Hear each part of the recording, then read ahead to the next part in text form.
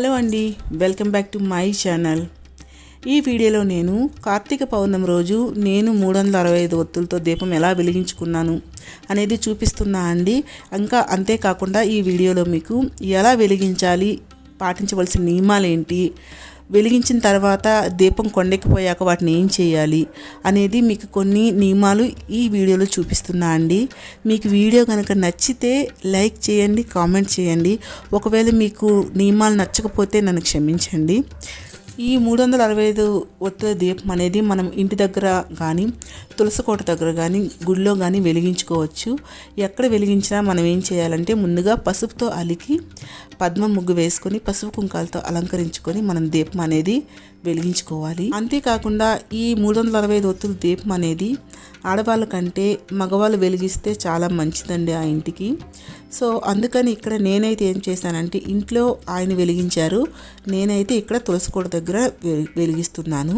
మీరు ముగ్గులు అనేవి చాలా అందంగా పెట్టుకోండి. అయితే ఇక్కడ నేనైతే యాక్చువల్గా నేను లెఫ్ట్ హ్యాండ్ అండి, ముగ్గులన్నీ కూడా లెఫ్ట్ హ్యాండ్తో వేస్తుంటా. ఒక్క దేవుడి దగ్గర మాత్రం రైట్ హ్యాండ్తో వేస్తాను. నాకైతే రాదు రైట్ హ్యాండ్తో, కానీ దేవుడి దగ్గర లెఫ్ట్ హ్యాండ్తో వేయకూడదని వేస్తాను. సో నాకు అంతగా నీట్గా రాదు రైట్ హ్యాండ్ అవ్వడం. మీరు మాత్రం చక్కగా అందంగా పసుపు కుంకుమతో అలంకరించుకొని మంచిగా ముగ్గులు వేసుకోండి.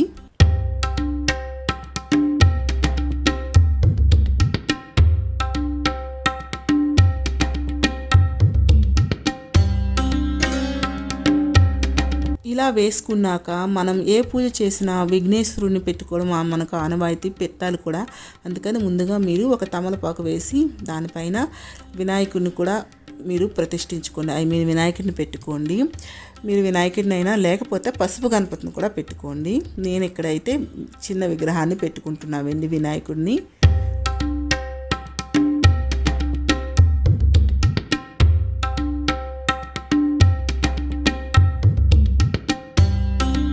తర్వాత ముగ్గు మధ్యలో ఒక 2 తమలపాకులు పెట్టి దానిపైన మనం 365 ఒత్తుల్ని వేసుకున్న ప్రమిదిని పెట్టుకోవాలి. అయితే ఇక్కడ నేనైతే పిండితో చేసే ప్రమిదిని పెట్టుకుంటున్నానండి. దాన్ని చక్కగా పసుపు కుంకాలతో అలంకరించుకున్నాను.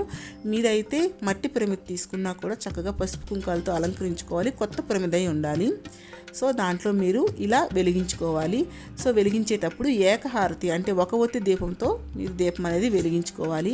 సో అలాగే దీపం మీరు 365 ఒత్తి దీపం అనేది ఎప్పుడు ఒక్కటే పెట్టకూడదు, చుట్టూ కూడా దీపాలు పెట్టాలండి. మీరు నార్మల్గా ఇక్కడ నేనైతే ఉసిరికాయ మీద దీపాలు పెడుతున్నా. మీరైతే నార్మల్గా వేరే 2 ఒత్తుల దీపం కూడా పెట్టుకోవచ్చు, లేకపోతే పిండితో చేసిన దీపాలు కూడా వేసుకొని పెట్టుకోవచ్చు. ఏదైనా సరే 365 ఒత్తుల దీపం ఒక్కటి మాత్రం పెట్టకూడదు. ఇలా అన్నీ పెట్టుకొని ధూపం వేసుకోవాలి. సో మీరు వినాయకుడి దగ్గర ప్రసాదం పెట్టుకొని చిన్న బెల్లం ముక్క ప్రసాదం కూడా పెట్టుకోవాలండి, పువ్వులతో అలంకరించుకొని.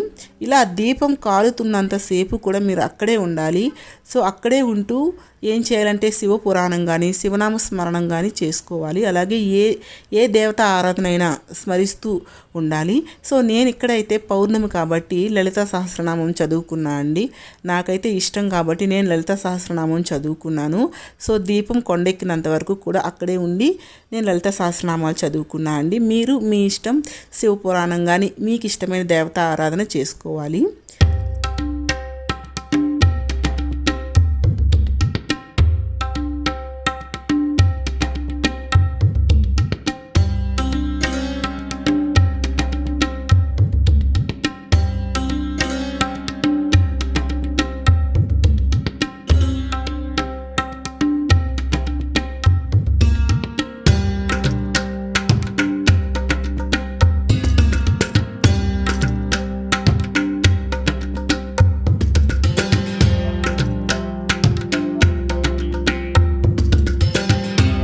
ఇలా దీపం మొత్తం కొండెక్కినంత వరకు కూడా అక్కడే ఉండి దేవతా స్మరణ చేసుకుంటూ ఉండాలి. తర్వాత అన్నీ కూడా మనం క్లీన్ చేసుకోవాలండి, అలా విడిచిపెట్టి వెళ్ళిపోకూడదు. సో నేనైతే అక్కడ అన్నీ క్లీన్ చేసేస్తున్నా. అయితే మీరు క్లీన్ చేసేటప్పుడు చూడాల్సింది, ఇంకా మీరు కొంచెం నిప్పు ఉంటే మాత్రం వెంటనే కవర్లో కానీ వేసి ఎక్కడో పెట్టేయకండి. మీరు చక్కగా దాన్ని చెక్ చేయండి, నిప్పు ఉందా లేదా అని. తర్వాతనే ఒక కవర్లో వేసుకోండి. ఇది మాత్రం చెక్ చేసుకోండి మీరు. ఇలా అన్ని దీపాలన్నీ తీసేశాక ముగ్గును కూడా మీరు ఏం చేయాలంటే తీసేయాలండి, చక్కగా క్లీన్ చేసేయాలి. ఆ ప్లేస్ని అంతటినీ కూడా క్లీన్ చేసేయాలి, ఎందుకంటే ఎవరు తొక్కకూడదు కాబట్టి. లేదు ఒకవేళ మీరు తులసి కోట దగ్గర ఎవరు తొక్కే ప్లేస్ కాదు, వేరేగా ఉంటుంది అనుకుంటే క్లీన్ చేయ అవసరం లేదు. లేకపోతే మాత్రం చక్కగా మొత్తం వేసిన ముగ్గును అంతటినీ తీసేసి చక్కగా వాటర్ వేసి చక్కగా తుడిచేయాలండి, ఏమీ లేకుండా. తొక్కని ప్లేస్ అయితే మాత్రం మీరు తులసి కోట దగ్గర ముగ్గు ఉంచుకోవచ్చు. సో ఇలా అయితే క్లీన్ చేసుకోవాలండి. ఇలా చేస్తేనే పూజ మనకి పూర్తయినట్టు ఉంటుంది.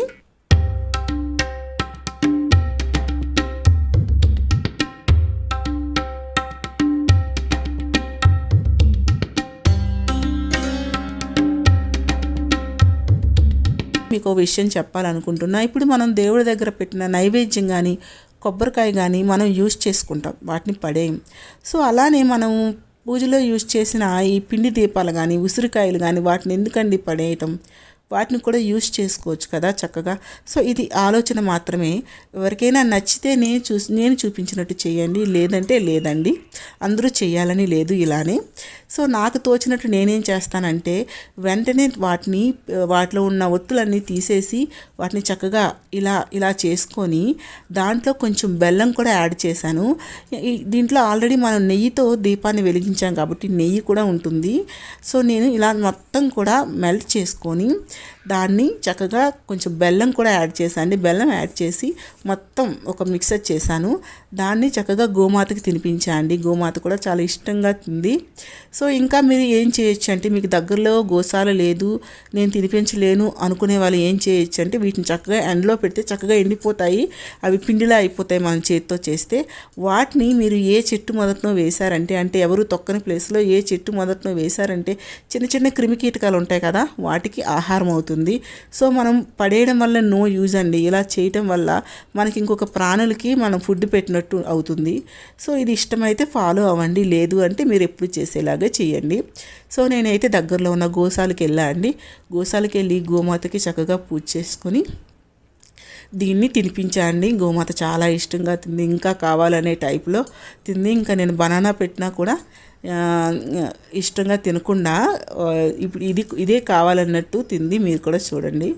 అయితే మీరు వీడియోలో చూసినట్లయితే నేను కొంచెం భయపడడం వల్ల కొంచెం దూరంగా పెట్టా అండి. తనకి తినడానికి కొంచెం ఇబ్బంది పడింది, కానీ నేను కొంచెం భయపడ్డాను.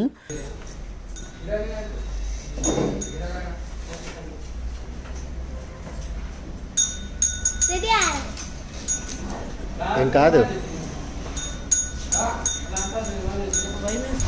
కావాలా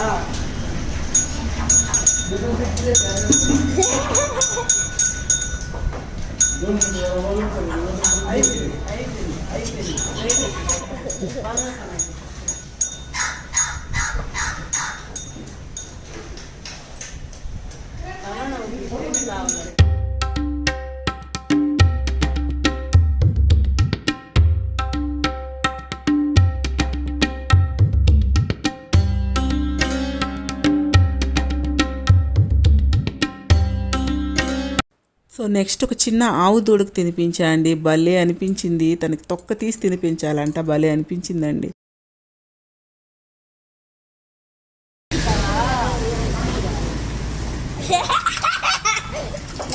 సహానా పాప మాట్లాడుతున్నట్టు మాట్లాడుతుంది కదా మమ్మీ.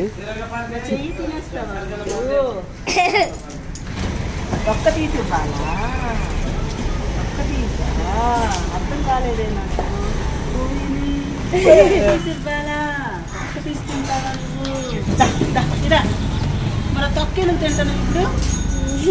ఇదిగోరా, ఇలా తొక్క తీసాను, తొక్క తీసుకుంటా.